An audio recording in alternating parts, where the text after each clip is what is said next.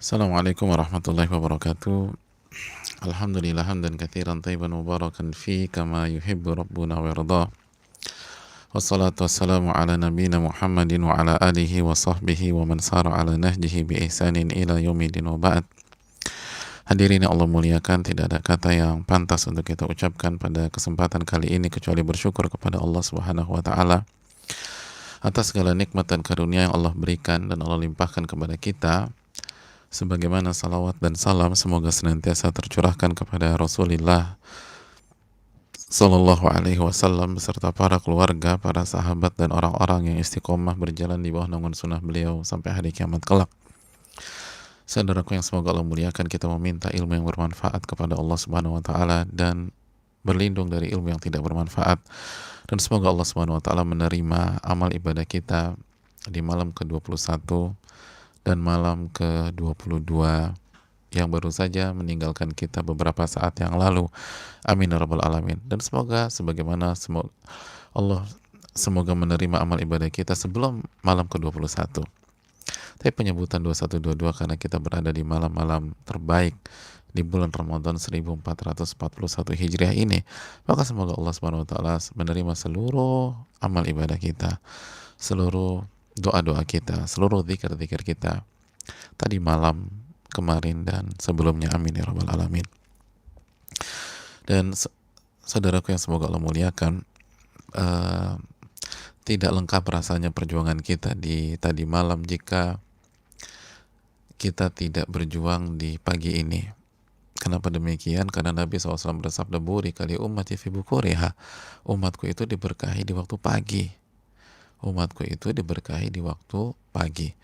Oleh karena itu para ulama berjuang untuk tidak tidur minimum dari ba'da subuh sampai terbitnya matahari, sebagaimana yang disampaikan oleh banyak para ulama, di antaranya Al-Imam Ibnul Qayyim rahimahullah. Beliau menjelaskan bahwa para ulama klasik kita, para sahabat, ketika pulang safar dan mereka letih banget, capek banget, maka mereka berusaha tetap untuk tidak tidur di ba'da subuh sampai terbit matahari. Kenapa demikian? Karena mereka tahu ini keutamaan besar. Sebagian para ulama klasik mengatakan hari itu ibarat seekor onta. Kalau engkau bisa mengendalikan kepalanya, ekornya akan ikut. Sekali lagi, kalau engkau bisa kendalikan kepala onta, maka ekornya akan ikut. Nggak ada ekor onta ketinggalan, tuh nggak ada. Jadi maksudnya apa? Pagi hari itu ibarat kepala unta. Kalau kita bisa kendalikan waktu pagi kita di atas ketaatan kepada Allah, kita bisa isi dengan zikir, kita bisa isi dengan ilmu, maka itu badan sampai ekor, maksudnya siang, sore, nanti malam, itu semua akan nurut, dengan catatan kita jujur kepada Allah Subhanahu wa taala. Sekali lagi, kita jujur kepada Rabbul Alamin. Oleh karena itu, bersyukurlah kita ketika kita diberikan kesempatan untuk tetap mempertahankan semangat, energi kita untuk beribadah di waktu pagi ini. Sekali lagi, saya tahu banyak yang capek, banyak yang letih. Tahan dulu. Mari kita isi pagi ini dengan kebaikan. Isi hari ini kebaikan. Karena apalagi nanti malam kita masuki malam ganjil yang kedua, malam 23. Maka penting banget megang kepala ontaknya, biar nanti ekornya ikut. Sekali lagi, pegang waktu pagi, maka siang, sore, lalu malam akan lebih mudah dikendalikan oleh kita dengan taufik dan pertolongan Allah Subhanahu wa ta'ala. Saudaraku yang semoga Allah muliakan, kita akan masuk ke hadis ke-17 dan 18. Insya Allah langsung 2 hadis dengan izin Allah Subhanahu wa taala. Dan sekali lagi, perbedaan nomor karena perbedaan penerbit itu bukan sesuatu yang harus digalaukan. Intinya kita akan bersama hadis Abu Hurairah dan kita akan bersama hadis Abdullah bin Umar. Mari kita simak hadis Abu Hurairah terlebih dahulu. Berkata Al-Imam An-Nawawi rahimahullah, semoga Allah merahmati beliau, semoga Allah merahmati keluarga beliau, orang tua beliau, semua sosok yang beliau cintai dan seluruh umat Islam. Amin ya rabbal alamin. Dan jangan pernah bosan mendoakan ulama kita. Jangan pernah bosan mendoakan guru kita. Karena sampai kapanpun kita nggak akan bisa balas kebaikan-kebaikan guru-guru kita atau ulama-ulama kita. Maka doa-doa yang jujur itulah yang kita panjatkan kepada Allah, kepada beliau-beliau tersebut. Dari Abu Hurairah radhiyallahu taala anhu, qala Rasulullah sallallahu alaihi wasallam, "Man taba qabla an tatlu asy-syamsu min maghribiha, taballahu alaihi." Nabi SAW bersabda, barang siapa yang bertaubat sebelum matahari terbit dari barat, niscaya Allah akan terima taubatnya. Allah akan terima taubatnya. Sekali lagi, barang siapa yang bertobat kepada Allah Subhanahu wa taala sebelum matahari terbit dari barat, niscaya Allah akan terima taubatnya. Hadis ini dikeluarkan Al-Imam Muslim. Hadis ini dikeluarkan Al-Imam Muslim.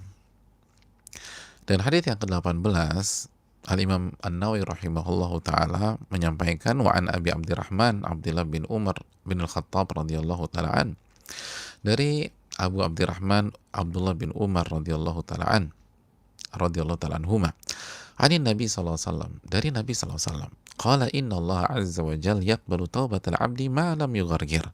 Sesungguhnya Allah Subhanahu wa taala menerima taubat seorang hamba selama belum tiba fase gorgoroh. Belum tiba fase gorgoroh. Apa fase gorgoroh?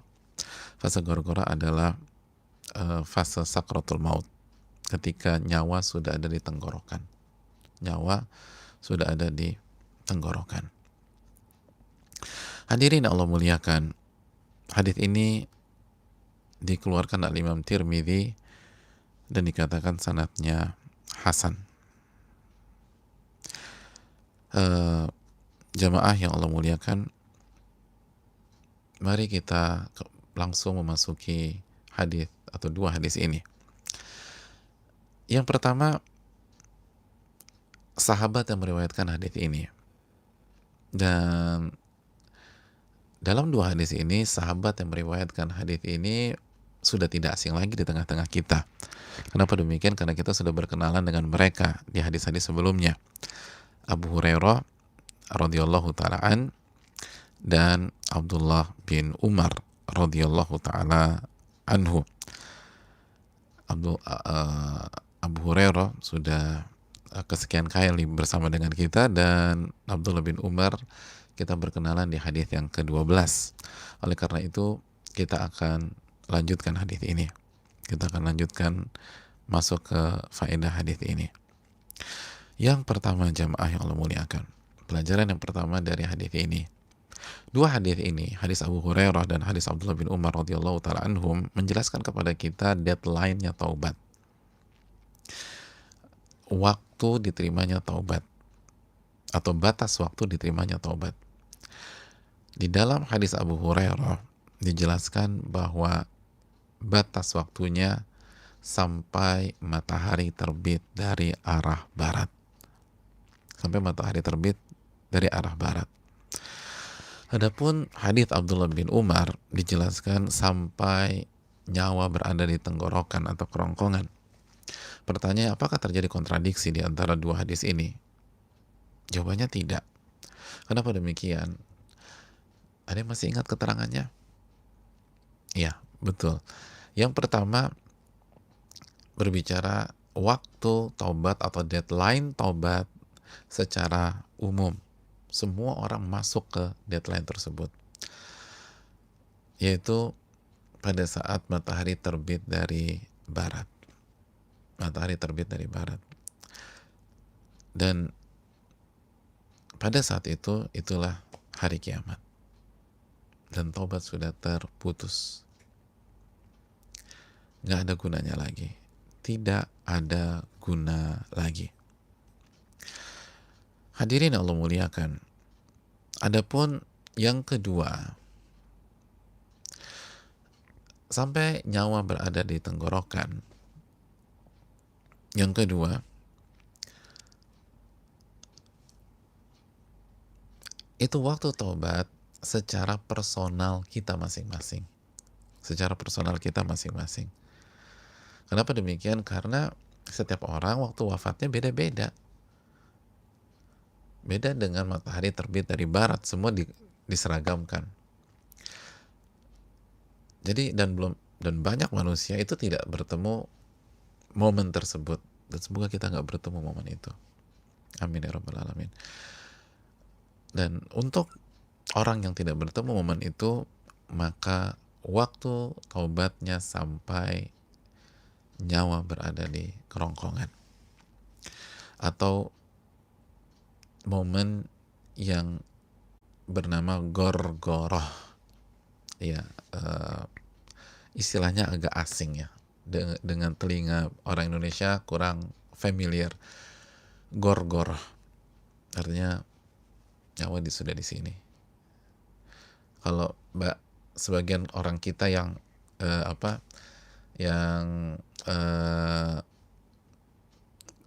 tempo agak lama itu naza, biasa menggunakan istilah naza, dan naza juga bahasa Arab.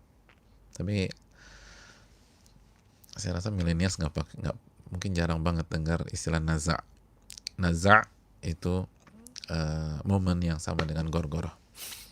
Apabila itu terjadi, maka taubat sudah nggak diterima. Taubat tidak diterima. Itu hal yang perlu kita camkan bersama-sama, yang perlu kita renungkan, yang perlu kita pahami. Jadi sekali lagi, deadline taubat apabila nyawa sudah ada di tenggorokan atau gorgoroh, atau ketika matahari terbit dari barat. Dan banyak sekali, atau mohon maaf, ada beberapa dalil yang mendukung masalah ini. Di antaranya misalnya surat An-Nisa ayat 18 ketika Allah berfirman, "Walaysati taubatu lilladzina ya'maluna sayyi'at hatta idza hadara ahadahumul mautu qala inni tubtu al-an." Dan taubat itu bukan untuk orang-orang yang melakukan keburukan sampai ketika salah satu di antara mereka menghadapi kematian, atau kematian hadir di hadapan dia, lalu dia mengatakan, qala ini tubtul an, sungguh aku taubat saat ini, sungguh aku taubat detik ini. Allah mengatakan, nggak ada taubat buat Anda. Walaysati taubah, nggak ada taubat. Taubat bukan buat Anda. Taubat bukan untuk Anda. Oleh karena itu, hadirin yang Allah muliakan, surat An-Nisa 18 ini semakin menekankan hadis Abdullah bin Umar, gorgoroh. Ketika kematian sudah hadir, maka taubat bukan untuk dia. Taubat bukan untuk dia. Itu poin penting yang perlu kita camkan. Pelajaran yang berikutnya, fakta ini memberikan sebuah kita pelajaran besar bahwa hendaknya kita bersegera menuju ampunan Allah Subhanahu wa Ta'ala. Jangan ditunda-tunda, karena ternyata taubat ada deadline-nya. Ampunan itu ada deadline-nya. Betul, Allah Al-Ghaffar, Allah Al-Ghafur, Allah Al-Afu, Allah Ar-Rahman Ar-Rahim, tapi taubat tetap ada deadline. Dan ini yang Allah firmankan di dalam surat Ali Imran ayat 133. Allah menyatakan kepada kita, wasari'u ila maghfiratin min rabbikum wa jannatin arduhas samawati wal ard u'iddat lil muttaqin. Dan bersegeralah kalian. Allah menyatakan bersegeralah kalian. Bersegera, jangan lelet-lelet, jangan tunda, jangan maju mundur, bersegeralah. Untuk apa? Ila maghfirati min rabbikum, menuju ampunan dari Rabb kalian. secara spesifik menuju ampunan Rob kalian.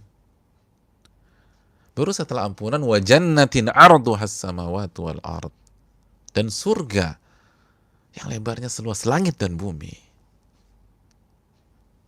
yang dipersiapkan untuk orang-orang yang bertakwa. Hadirin yang Allah muliakan, bersegeralah. Bersegeralah. Jangan ditunda, ini konsep. Taubat itu disegerakan. Dari sini kita bisa memahami keterangan sebagian para ulama seperti Al-Imam Muhammad bin Shalih Al-Utsaimin terhadap hadis sebelumnya. Hadis sebelumnya yang sudah kita baca, innallaha yabsutu yadahu bil lail liyatuba musii'un nahar. Allah membentangkan tangannya di waktu malam agar orang yang melakukan dosa di waktu siang itu kembali bertaubat. Dan Allah membentangkan tangannya di waktu malam agar orang yang melakukan kemaksiatan dan kesalahan di waktu siang kembali bertobat. Jadi Allah membentangkan tangannya di waktu siang dan di waktu malam. Apa kata sebagian para ulama? Itu aja udah terlambat, gitu loh. Itu ada unsur keterlambatan. Mungkin bahasa yang lebih tepat, ada unsur keterlambatan. Kenapa? Karena perintahnya wasani'u ila magfirah. Bersegeralah. Ya kalau Anda punya kesalahan, punya dosa di waktu siang, bersegeralah taubat di waktu siang. Jangan nunggu waktu malam. Kalau Anda punya kesalahan di waktu malam, segeralah tobat di waktu malam, jangan nunggu siang. Tapi walaupun demikian, Allah Ar-Rahman Ar-Rahim, Allah bentangkan tangannya bagi yang terlambat, bukan diomelin. Kenapa nih terlambat nih? Enggak. Masya Allah. Diterima dengan tangan terbuka, jemaah. Makanya kan kalau kita kembali ke surat Ali Imran ayat 133 tadi, coba kita lanjutkan ayatnya. Wasari'u ila magfiratin min rabbikum wa jannatin 'arduhas samawati wal ardu uiddat lil muttaqin, dan bersegeralah menyambut seruan Allah Subhanahu wa taala. Bersegeralah menyambut ampunan dari Allah Subhanahu wa taala. Ampunan dari Allah Subhanahu wa taala dan surga yang lebarnya seluas langit dan bumi, dan dipersiapkan untuk orang-orang yang bertakwa. Apa ayat berikutnya? Alladzina yunfiquna fi sarra'i wa dharra, yaitu orang-orang yang menginfakkan hartanya di saat lapang dan ketika susah.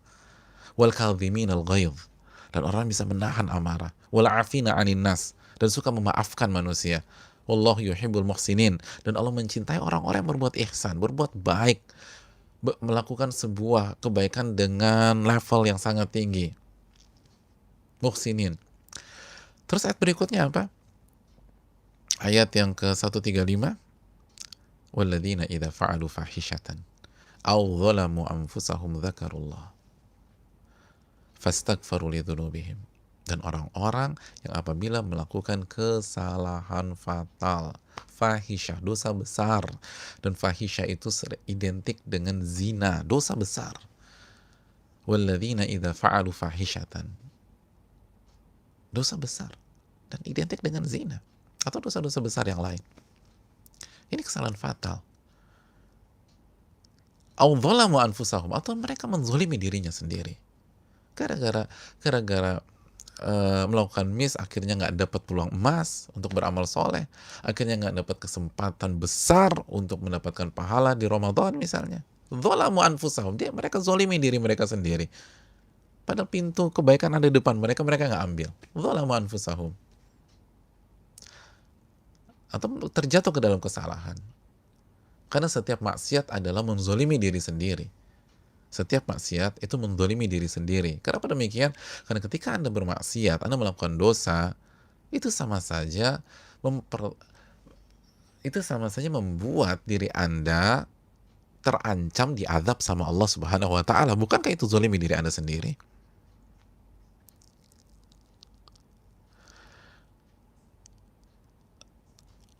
Tapi orang-orang bertakwa nggak berhenti sampai di sini.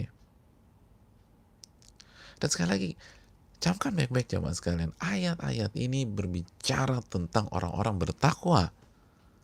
Bukan orang-orang munafik, bukan orang-orang kafir, bukan orang-orang musyrik dan seterusnya. Ini orang-orang bertakwa.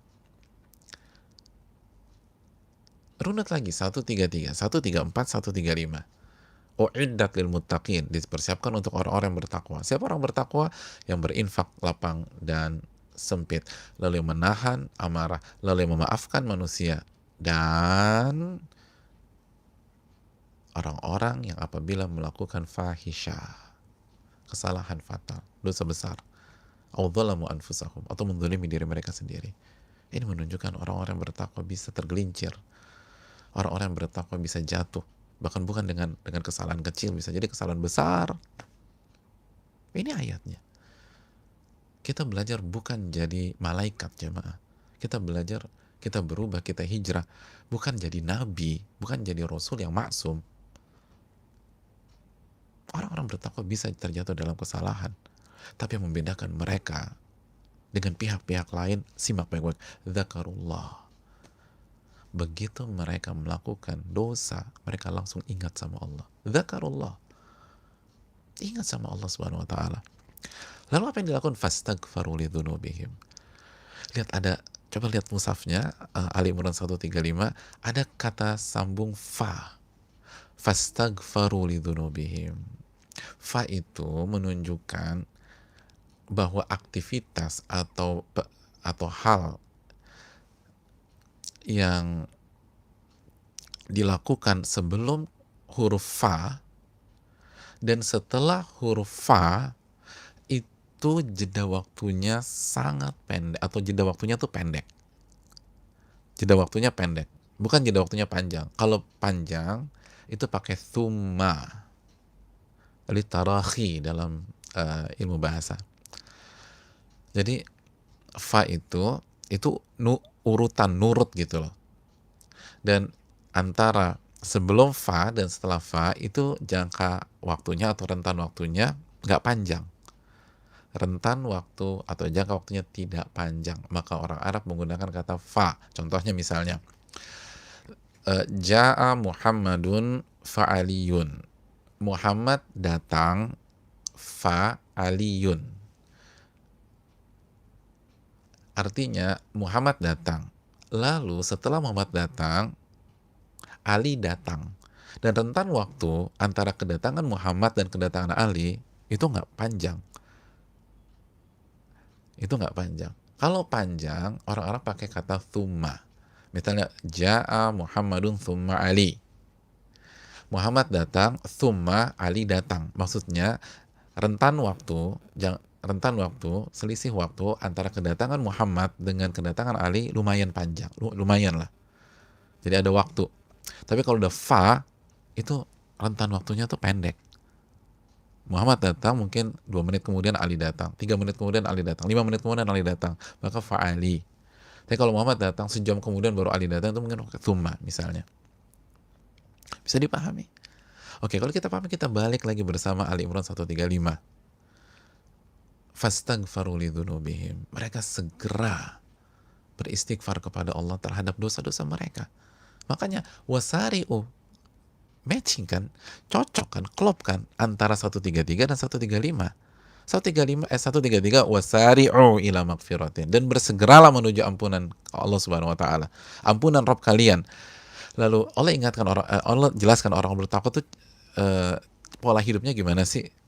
Mereka bisa miss, mereka bisa khilaf, mereka bisa melakukan kesalahan fatal, mereka bisa melakukan ketergelinciran, mereka bisa melakukan hal bodoh dan ceroboh. Mereka manusia, tapi yang membedakan mereka dengan orang-orang munafik, orang-orang fasik, fastaghfaru lidzunubihim. Mereka langsung beristighfar kepada Allah. Mereka langsung beristighfar kepada Allah Subhanahu wa taala. Itulah yang Allah janjikan surga. Bayangkan betapa baiknya Allah Subhanahu wa taala. Padahal udah melakukan fahisyah. Dosa besar. Tapi masih dijanjikan surga. Uiddat lil muttaqin, dan masih dapat label orang-orang bertakwa. Allah Subhanahu wa taala lu betapa baiknya sama kita, jamaah.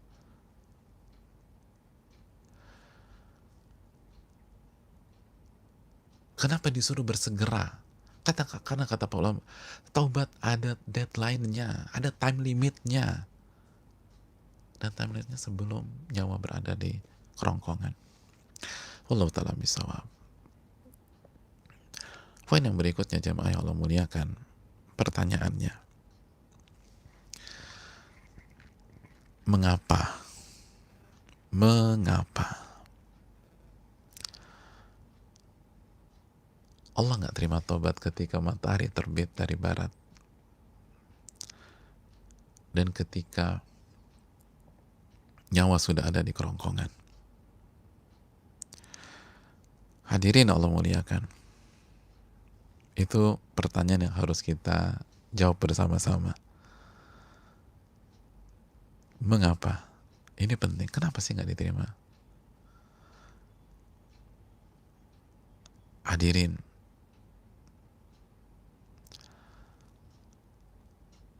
ada keterangan menarik dari para ulama kita,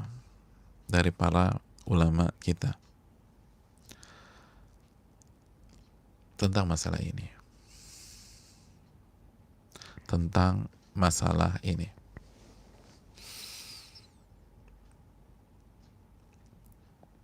Tapi sebelum kita jelaskan, untuk meyakinkan kita tentang konsep ini, inilah taubatnya Fir'aun jamaah. Fir'aun itu bertobat. Fir'aun bertobat. Dan tobatnya Fir'aun bisa dicek dalam surat Yunus ayat 90. Ketika Allah mengatakan hatta idza adrakahul gharq, dan ketika Fir'aun tenggelam, apa kata Fir'aun? Qala amantu. Fir'aun bertobat. Ia mengatakan, aku beriman annahu la ilaha illalladzi amanat bihi Banu Israel. Aku beriman tidak ada zat yang berhak diibadahi, tidak ada yang berhak untuk disembah kecuali yang diimani oleh Bani Israel, Allah Subhanahu wa taala. Wa ana minal muslimin. Dan aku termasuk orang-orang yang muslim. Bayangkan, dia mendeklar dirinya muslim. Jomplang banget ya. Sebelumnya dia ngaku Tuhan. Wa ana rabbukumul a'la. Aku Tuhan kalian yang paling tinggi. Aku Rabb kalian yang paling tinggi. Lalu tiba-tiba di kondisi ini dia turunkan seturun-turunnya, sejatuh-jatuhnya. Tapi apa kata Allah? Al-an wa qad asait, al-an wa qad asaita qablu wa kunta minal mufsidin. Dalam ayat berikutnya, ayat ke-91, kok baru sekarang Fir'aun? Selama ini engkau bermaksiat dan engkau termasuk orang-orang yang melakukan kerusakan. Allah nggak mengatakan tangan Allah terbentang, diterima dengan tangan terbuka, enggak. Al-an, kok baru sekarang? Kok baru sekarang? Karena Fir'aun bertobat setelah waktunya habis. Pertanyaan sekali, kenapa? Kok bisa? Kenapa pintu taubat ditutup? Hadirin yang Allah muliakan, mari kita simak keterangan yang sangat menarik dari Al-Imam Ibnu Jarir At-Tabari. Ini salah satu ikonnya ulama tafsir.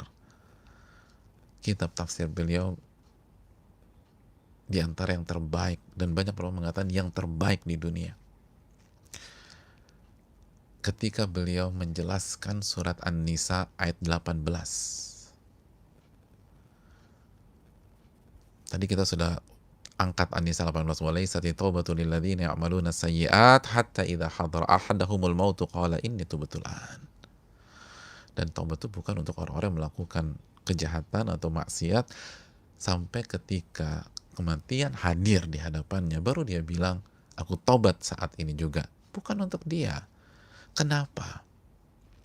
Kita simak keterangan Al-Imam Ibnu Jarir langsung dari keterangan para ulama. Kata beliau rahimahullahu ta'ala, walaysati taubatu lilladzina ya'maluna sayyi'at min ahli al-israr ala ma'asillah. Dan taubat bukan untuk orang-orang yang melakukan dosa-dosa, maksiat, kejahatan dari orang-orang yang senantiasa bermaksiat kepada Allah. Al-Isra terus menerus, gak tobat-tobat nih orang. Diajak tobat nggak mau, diajak ngaji nggak mau, diajak berubah nggak mau, diajak hijrah nggak mau, terus hidupnya dengan dosa, dengan dosa, dengan dosa, dengan maksiat, dengan maksiat, dengan maksiat, dengan suka-suka gua, suka-suka gua, suka-suka gua, dengan prinsip mulut-mulut gua, mulut-mulut gua, mulut-mulut gua, dengan prinsip hidup-hidup gua, hidup-hidup gua, hidup-hidup gua. Kan maksiat. Hatta idza hadara ahadahumul maut. Sampai ketika kematian datang. Yaqulu idza hashraja ahaduhum binafsihi. Ketika seseorang merasakan sakitnya sakratul maut, sakitnya minta ampun. Sakitnya loh. Ala inna lil mauti la sakarat. Sesungguhnya kematian diawali dengan rasa sakit yang luar biasa. Sakarat, sakit yang bisa menghilangkan akal sehat seseorang. Wa'ayana malaikata rabbih. Lalu ia bisa menyaksikan malaikat-malaikat Rabbnya yang akan mencabut nyawanya. Dikasih nyata sama Allah pada detik-detik itu. Dia bisa menyaksikan malaikat. Di detik-detik itu, dia bisa menyaksikan malaikat yang ingin mencabut nyawanya. Waqad quliba ala nafsihi. Dan kondisi itu mengalahkan seluruh power yang dia punya. Gak bisa ngapa-ngapain lagi. Itu kondisi, orang udah gak bisa ngapa-ngapain. Sampai Fir'aun aja gak bisa ngapa-ngapain. Yang ngaku Tuhan tuh gak bisa ngapa-ngapain. Gak bisa ngapa-ngapain. Itu sakit yang luar biasa. Itu sakit yang luar biasa. Makanya kata Allah apa jamaah sekalian? Allah mengatakan dalam surat Al-Qiyamah misalnya wal taffatis saqu bis-saq. Ketika betis itu beradu dengan betis atau ila rabbika yawma idzinil masaq. Sebelumnya wa dhanna annahu al-firaq.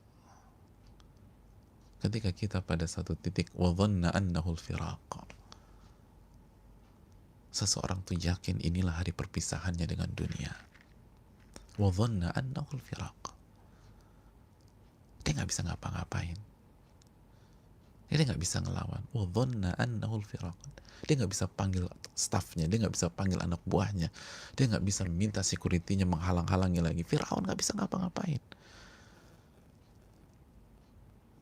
Ghuliba ala nafsihi, dikalahkan, kondisi itu mencekam. Udah deadlock, udah nggak bisa nggak bisa berkutik. Lalu kita simak apa perkataan Al-Imam At-Tabari, wahila bainahu wa baina fahmi bisyughlihi bikurbi hasyrajatihi wa gargaratihi. Dan kondisi itu membuat dia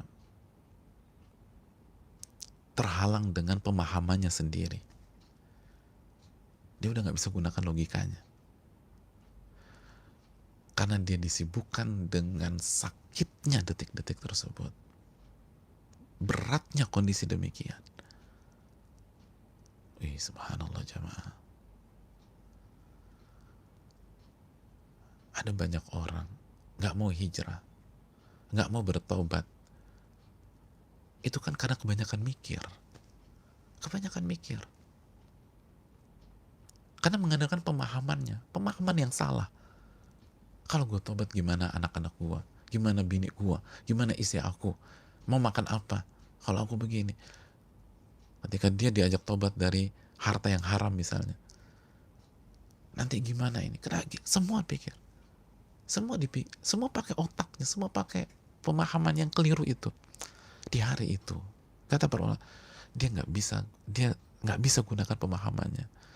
Akhirnya dia berserah kepada Allah Subhanahu Wa Taala. Udah nggak bisa ngapa-ngapain, semua kelihatan. Dan sakitnya loh, dia nggak bisa mikir udah. Makanya dikatakan ini tuh betul saya tobat hari ini juga. Karena pemahamannya yang diandalkan untuk melawan ayat, melawan hadits Nabi SAW, ngejawab ayat, ngejawab hadits, ngebantah ayat, ngebantah hadits, nggak bisa digunain. Dan dia kalah dengan rasa sakit pada hari itu. Dan semua kelihatan. Semua kelihatan. Orang-orang yang tidak meyakini malaikat, yang tidak meyakini Allah Subhanahu Wa Taala, yang nggak percaya dengan itu semua, gimana? Bayangin gak sih betapa shocknya seseorang, keyakinannya selama ini itu terbantahkan ketika dia melihat malaikat detik itu juga. Ternyata semua benar. Dan dia gak punya kesempatan memperbaiki sama sekali. Dia gak bisa berpikir lagi. Yang ada dia serahkan udah. Ini tuh betulan. Itu Fir'aun. Fir'aun mengatakan aman tuh. Gak mudah loh orang seperti Fir'aun yang sombongnya minta ampun, yang congkaknya luar biasa. Tidak ada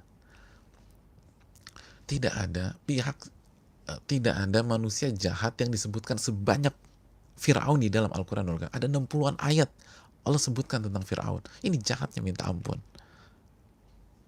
Ini ikon kekufuran, ikon kesyirikan. Dia ngaku Tuhan. Dia bukan syirik lagi, dia ngaku di atas. Lalu dia harus menjilat ludahnya. Itu bukan menjilat ludahnya lagi, itu mungkin muntah hadir dalam tanda kutip. Kenapa? Karena semua narasi yang dibangun seumur hidupnya hancur sehancur-hancurnya di detik itu. Semua kelihatan. Semua kelihatan. Semua real. Dia nggak bisa ngapain. Hila baina fahmi. Kata para ulama, itu kondisi itu menghilangkan atau memisahkan seseorang dengan logikanya, pemahaman yang selama ini dia gunakan untuk membuat dia tetap sok kuat, sok hebat, sombong, dan nggak mau beriman kepada Allah. Hancur sehancur-hancurnya karena sakitnya luar biasa. Sakitnya luar biasa. Udah nggak mikir apa-apa lagi kecuali kembali kepada Allah. Nggak bisa mikir yang tentang sebuah syariat, yang ngejawab sebuah aturan Allah, nggak bisa mikir lagi pada saat itu.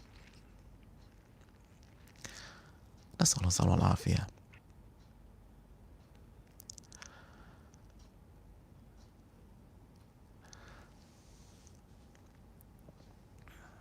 Itulah makna keterangan para ulama ketika menjelaskan as-somad.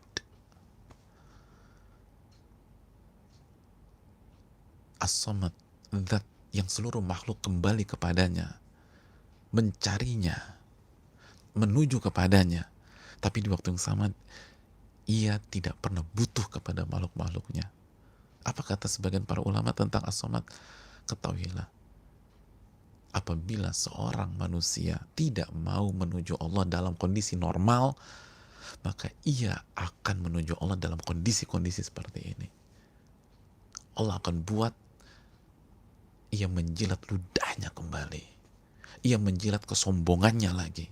Ya, Allah akan membuat ia akan menjilat keangkuhannya selama ini, bosinya selama ini.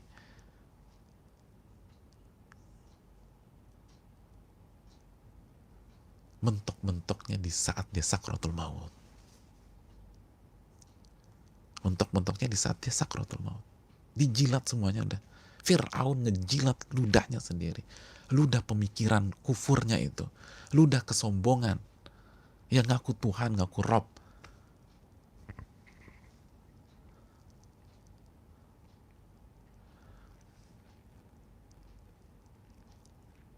Gak ada ketawa, gak ada sombong, gak ada keangkuhan pada detik-detik itu.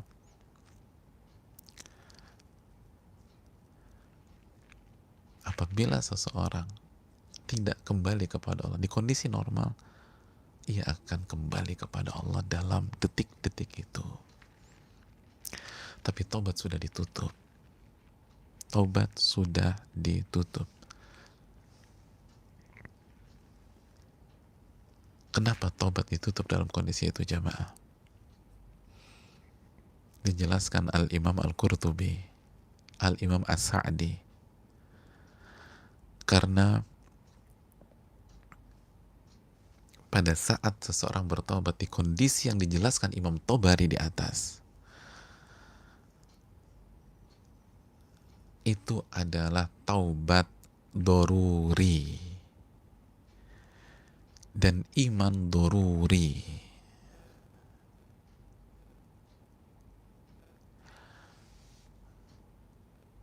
Atau taubat ittirari, iman ittirari.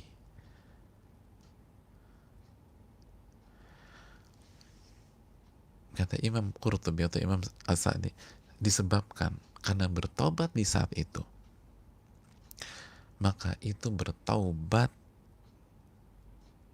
taubat terpaksa, dan iman terpaksa, taubat darurat dan iman darurat. Apa maksudnya? Taubat dan iman yang tidak ada opsi lagi. Kenapa? Karena dia melihat yang selama ini gaib menjadi kenyataan. Kata Imam Al-Qurtubi, wartafa'al imanu bil ghaibi alladhi huwa al-mukallaf bih. Karena di saat itu yang selama ini gaib tersingkap, dan begitu yang selama ini gaib tersingkap, taubat tertutup. Yang selama ini gaib tersingkap. Ketika matahari terbit dari barat, semua orang percaya nggak mungkin ini kecuali kiamat. Ternyata benar yang dikatakan Rasul SAW. Udah tutup udah. Ketika seseorang berada di kondisi sakratul maut dan dia bisa ngeliat malaikat, udah. Malaikat yang selama ini gaib terlihat sekarang. Kematian yang katanya dia alami. Sakit yang selama ini dia jadikan bahan lelucon dia rasakan. Dan gak ada solusi. Gak ada solusi. Jadi ya dipaksa oleh kondisi dan tidak punya opsi lagi, maka dia kembali kepada Allah. Jadi kembali kepada Allah itu ketika nggak ada opsi lain. Sedangkan kata para ulama, kata Imam As-Sa'di, yang Allah inginkan dari kita, hadirin, adalah ketika kita kembali kepada Allah, bertobat kepada Allah ketika di hadapan kita ada opsi selain itu. Ketika di hadapan kita ada dua jalan, jalan Allah, jalan syaitan, lalu kita pilih jalan Allah. Itu yang Allah minta dari kita. Lalu yang kedua, Allah minta kepada kita untuk kembali kepadanya pada saat semua masih gaib, artinya abstrak, intangible. Makanya itu kan yang Allah firmankan dalam surat Al-Baqarah, alladzina yu'minuna bil ghaib, yaitu orang-orang yang beriman kepada hal yang gaib. Al-Baqarah, di awal Al-Baqarah, alif lam mim dzalikal kitabu la raiba fi hudal lil muttaqin. Ini adalah ada kitab yang tidak ada keraguan sama sekali sebagai petunjuk bagi orang-orang yang bertakwa. Siapa orang bertakwa? Yang pertama, bukan sholat, bukan zikir, bukan puasa. Puasa baru Al-Baqarah 183. Bukan haji. Haji baru Ali Imran. Bukan zakat. Bukan sholat. Yang pertama, alladzina yu'minuna bil ghaib. Orang-orang yang beriman kepada hal yang gaib. Rasul dan nabinya bilang ada malaikat, dipercaya ada malaikat. Ada surga, dipercaya ada surga. Allah dan Rasulnya bila menyatakan ada neraka, dia yakin ada neraka. Lihat enggak? Kenapa? Allah yang berfirman.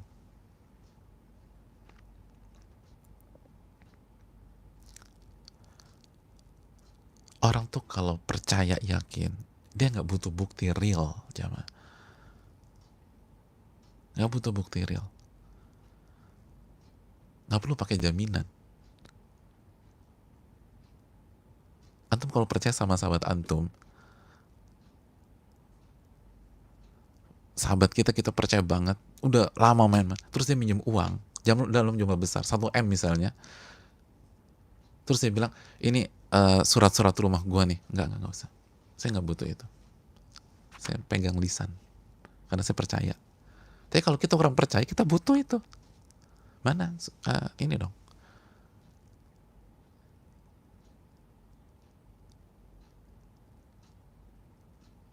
itu antar manusia, kayak begitu jamaah, antar manusia. Masa Anda nggak percaya Allah yang berfirman kepada Anda? Masa Anda nggak percaya Nabi nggak? Musuhnya aja bilang Nabi nggak pernah bohong, itu musuhnya. Lalu Anda ngaku umatnya, masa begini sih? Kayaknya perlu di ini. Musuhnya Abu Lahab, Abu Jahal tuh mengakui Muhammad nggak pernah bohong. Sallallahu alaihi wasallam. Yang Allah inginkan adalah pada saat kita bertobat, di saat kita punya opsi. Allah ingin kita bertobat dari harta haram misalnya, ketika kita punya opsi. Anda mau halal atau mau haram? Anda pilih halal. Itu yang Allah inginkan. Allah ingin kita bertobat ketika ada opsi. Ada wanita yang halal, ada wanita yang haram. Dua-duanya mohon maaf bisa ditidurin, mohon maaf. Lalu dia pilih, enggak, saya hanya mau sama yang halal aja. Saya nggak mau itu zina. Padahal dia punya semuanya, dia bisa set itu. Itu taubat yang Allah inginkan. Dia bisa pilih opsi, dia mau mengucapkan kalimat yang halal, dia mau ucapkan kalimat yang haram. Semuanya bisa, dia bebas. Dia bisa gunakan ini untuk berzikir kepada Allah, memuji saudaranya, dia bisa gunakan lisannya ini untuk membuka aib-aib orang atau memfitnah orang. Tapi dia bilang, enggak, saya hanya mau menggunakan lisan saya untuk mengingat Allah dan mengucapkan kebaikan-kebaikan orang. Itu yang Allah inginkan. Adapun kalau udah nggak ada opsi, Fir'aun juga tobat jamaah. Fir'aun juga tobat, jangankan gitu. Fir'aun tobat. Dan dia ikon kesombongan. Makanya orang-orang yang sombong hari ini, dia belum ketemu hari itu aja. Karena mereka nggak lebih sombong dari Fir'aun. Fir'aun udah paling parah. Namanya disebutkan Al-Quran. Jadi ikon kesombongan, ikon kejahatan, ikon kekejian. Kalau yang paling top saja dia menjilat ludahnya kembali dan dia kembali kepada Allah, apalagi yang masih level-level bawah. Tapi kan lagi saat senang, lagi saat bebas, nanti ada waktunya. Nanti ada waktunya. Karena Allah As-Samad, Allah akan buat semuanya kembali kepadanya. Itu yang perlu kita camkan jemaah sekalian.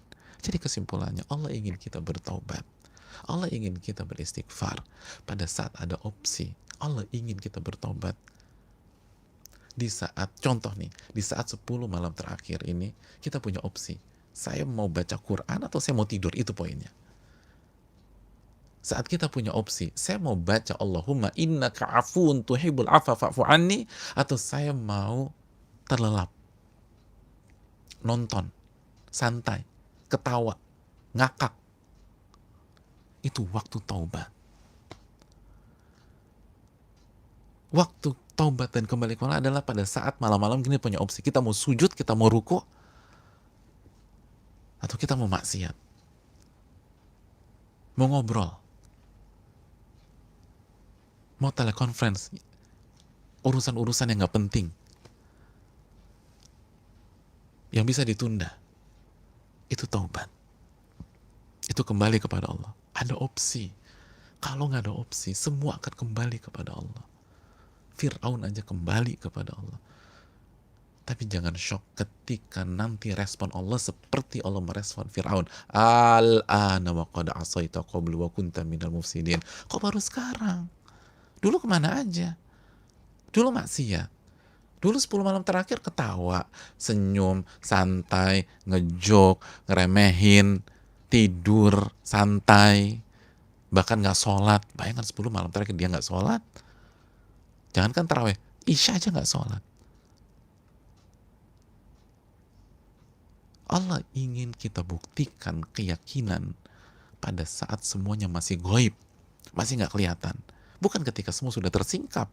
Matahari terbit dari barat sudah tersingkap. Ketika sakrul maut semua sudah tersingkap. Dan Allah ingin kita buktikan iman kita pada saat ada opsi. Mau pilih kebaikan atau pilih keburukan. Pilih tauhid atau pilih syirik. Pilih ketaatan atau pilih maksiat. Pada saat kita menentukan sikap yang tepat, itu taubat. Itu kembali kepada Allah.